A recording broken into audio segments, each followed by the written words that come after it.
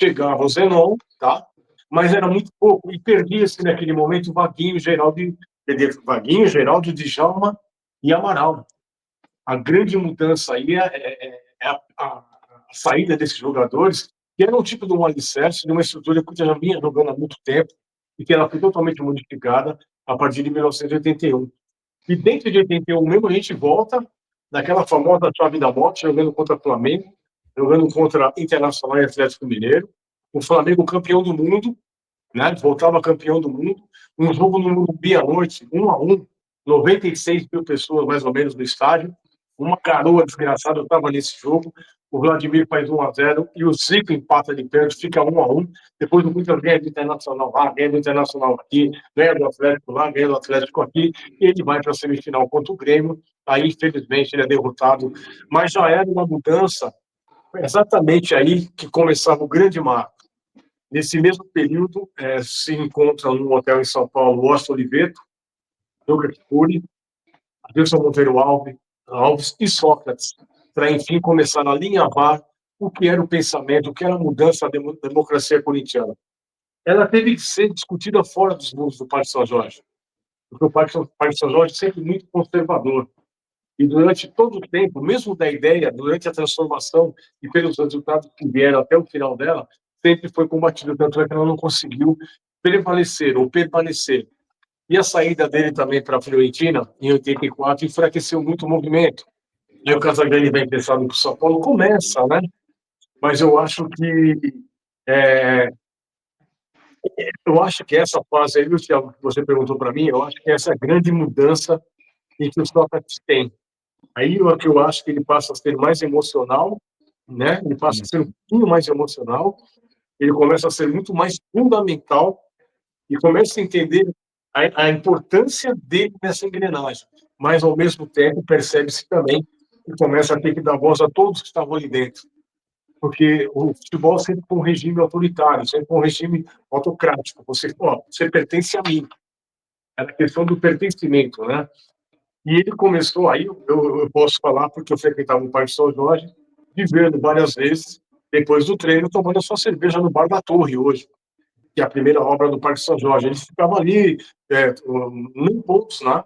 Fumando, bebendo, Casagrande, a Taliba. O pessoal sempre naquela. Não era todos que faziam isso. Talvez por isso, para os olhos de quem estava de fora, dentro do conceito ali, que era como se comportar, quem vai concentrar, como vai treinar, que hora que vai treinar, quem vai... Né? Todas aquelas mudanças que eles começaram, mas que também não era só participação dos jogadores. O roupeiro participava, o cozinheiro participava, o cara que descascava a laranja participava. Então ele deu uma ideia muito mais ampla. E isso não era aceito dentro de um clube que até hoje é conservador, tem um conservadorismo muito grande, né?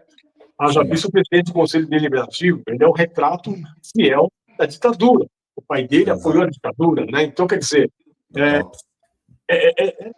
e outra, o Romilton Mazzini tinha influência naquele momento. Nós tínhamos o Antônio Gebran, nós tínhamos José Borbola, nós tínhamos o Vicente Mateus ainda vivo ali, presente, com muita força política. Nós tínhamos o grupo do Badilu, que já tinha morrido, que durante 10 anos usou o Corinthians de todas as formas. Quer dizer, implantar a democracia dentro do clube foi uma das maiores coragens que eles tiveram, tá? E mesmo combatido, mesmo conseguindo dar resposta dentro do campo. Eu tenho aqui uma lembrança muito grata.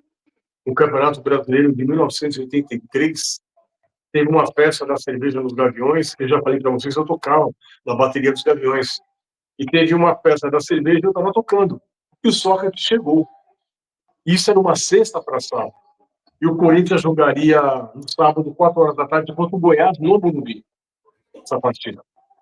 Só que o Sócrates bebeu demais. Era mais ou menos umas 3 horas da manhã, ele praticamente saiu dali carregado. Eu falei, pô, ele não vai jogar amanhã. Não tem condição dos caras jogar. E é o seguinte, 4 horas da tarde, o time entra, quem está jogando lá? Sócrates. Resultado, 5-0, 4 gols do Sócrates. Ele tinha algumas coisas que não dá para explicar, entendeu? Então, essa responsabilidade que ele assume, porque quando você fala em democracia corintiana, você não lembra muito do Casagrande. Você sabe que tinha o Casagrande, né? Você lembra um pouco do Vladimir, Mas o grande mentor mesmo dessa história toda, do comportamento, até por se pronunciar em relação a isso, foi o Sócrates, cara. Muito mais do que o Adilson, e muito mais do que propriamente. O Washington Olivetti também trabalhou nessa campanha, aquela coisa toda, mas foi o Sócrates que, dentro e fora do campo, praticamente determinou essa mudança de comportamento, né? E outra, talvez por isso mesmo, não fizeram nenhuma força para segurá-lo quando ele foi vendido para a Fiorentina, que é quando o dinheiro dele, ele monta aquele esquadrão, suposto esquadrão de 85, com De Leão, Serginho, João Paulo, Paulo César Capeta, Dunga, Arthurzinho, que não era o Arthurzinho, era o Giovanni, o Príncipe, mas na hora que ele foi assinar o contrato, o Eurico Miranda ligou, mandou ele voltar para o Rio de Janeiro, aí veio o Arthurzinho não foi contratado, quem foi contratado foi o Giovanni, tá? Essa é a história real, e até nisso coisa foi, né, foi convexo na situação aí, foi diferente, cara. Agora, Rui, essa postura do Sócrates, né, essa liderança, eu acho que ele tinha tanta noção dessa realidade, desse ambiente, né, conservador em que ele convivia ali dentro do clube, do Corinthians, enfim, que ele sabia que era fundamental o resultado dentro de campo, porque senão a democracia não ia ter sobrevivido tanto quanto durou, né? Acho que é por isso mesmo que ele sempre pedia, de certa forma, a paciência e o entendimento do torcedor. Aquela frase que nós ganhamos o bicampeonato de 83 contra o São Paulo, né, naquele último jogo 1-1, o gol dele no finalzinho, aquela jogada do Zerão, de calcanhar para ele, né, que todo mundo invade o campo, ele entra com uma frase, entra com uma faixa: ganhar ou perder, sempre com democracia. Quer dizer, já era. Até porque isso começou a surgir no Brasil naquela época, vamos falar um pouco da política. Quem começou na primeira abertura, mas muito pequenininha, foi o Ernesto Geisel. Ele começa a tentar trabalhar isso aí. No finalzinho da sua gestão, quando ele passa o bastão para o João Batista Figueiredo, que foi o que deu a abertura final para que pudesse ter um processo mais democrático, né? Aí veio aquela coisa toda da emenda da de Oliveira, e era um processo que todo mundo clamava, depois de 21 anos, desde o dia 31 de março de 64, a ter a condição de votar novamente, porque lá atrás não era obrigatório, depois passou a ser obrigatório, depois que os militares saíram, porque o povo não tinha conhecimento e não tinha interesse, mas tinha um anseio de poder, pelo menos, votar. Então, quer dizer, ele é... Oi. Não, pode falar, Thiago, depois eu falo. Pode falar, Thiago. Eu não falei nada, não. Não? Desculpa. Então, é isso. Eu acho que ele aproveitou, como ele sempre teve essas ideias diferentes, e muitas vezes contestadas, mas todo mundo parava para ouvir o Sócrates. Você concordando ou não com ele, ele fazia você pensar. Eu acho que essa é a grande questão. Rui,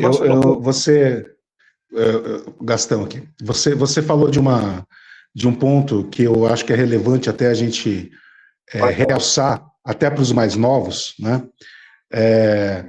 Porque temos duas figuras nessa história toda com comparativo, e aí que a gente traça um paralelo de hoje, que, como você disse, o clube sempre foi muito conservador e muito repressor, né? Nessa época não era diferente, porque a gente tem figuras. Quem acha o Tuma hoje, por exemplo, um pequeno ditadorzinho dentro dos muros do Parque São Jorge, não conheceu o pai dele, viu, Gabriel? Você não faz a ideia, você não faz a mínima ideia de quem foi o pai, né? E temos ali na democracia corintiana uma figura muito importante, que é pai de um ex-presidente nosso, que hoje nos traz muita tristeza dentro dessa política suja e nojenta que é a política do Parque São Jorge. Mas o pai dele foi muito importante, que foi o Adilson Monteiro Alves, lá na democracia, nesse processo conhecido como democracia corintiana, que foi um dos movimentos, acho que até tem um livro aí que o Thiago tem aí em mãos, que é um dos processos de envolvimento político de clube dos mais importantes e mais relevantes do mundo, né? Se não for o maior. que inclusive na França tem uma rua, né? Em Paris tem uma rua lá com o nome do Sócrates. Agora... Na FIFA, né, quando eles tem uma premiação agora que é Dr. Sócrates, né? Na FIFA tem uma premiação, né? Agora, tem uma questão nessa daí, de tudo isso, que é justamente o momento em que se vivia, né? Hoje, novamente voltando para esse paralelo, comparando com hoje, a gente vê uma repressão da política interna do clube, do Parque São Jorge, com relação a novas ideias, a entrada, né, de participação de torcedores no voto, como na mudança agora do estatuto, né, onde a torcida quer ver uma participação maior, mais relevante, maior número de votantes, né? Isso sim é uma democracia. Agora, lá naquela época, se vivia um momento político diferente do de hoje. Hoje é uma porcaria, mas naquela época estávamos saindo de uma ditadura. Estávamos saindo de um momento de repressão política, de um momento difícil na nossa história, né, aonde a torcida do Corinthians teve voz através dos seus ídolos, né, e foi para as ruas, participar desse momento todo ali, né? Quando eu me lembro, eu me lembro, como eu disse, por antropologia, estudo antropológico, mas me lembro, né? Porque quando a emenda do Dante, lá do Dante de Oliveira, tentando lembrar o nome daqui, ia falar Dante Pazzanese, olha só que louco. O Dante de Oliveira, que faz a emenda, né, constitucional para que houvesse eleições diretas já em 85, quando a emenda ela não é aprovada, se eu não me engano, houveram 133, me lembro desse número, 113 abstenções de deputados que poderiam ter votado e não votaram por repressão da ditadura naquele momento. Então não passou, mas tivemos, obviamente, depois, todo mundo sabe como é que a história aconteceu, tivemos a Constituição de 88 e tudo mais, mas eu me lembro do choro e da dor de quando essa emenda não passa, dos brasileiros chorando nas ruas, do Sócrates indo embora para jogar fora do Brasil, para jogar na Itália, porque ele tinha dito antes, se passar, eu não abandono meu país. Ele disse isso num discurso aqui na Praça da Sé. Se passar, eu não deixo meu país. Não passou, ele foi embora, e foi um dos momentos mais tristes da história, porque vivíamos um momento mágico da democracia corintiana, e tudo isso, no fim, acabou ali,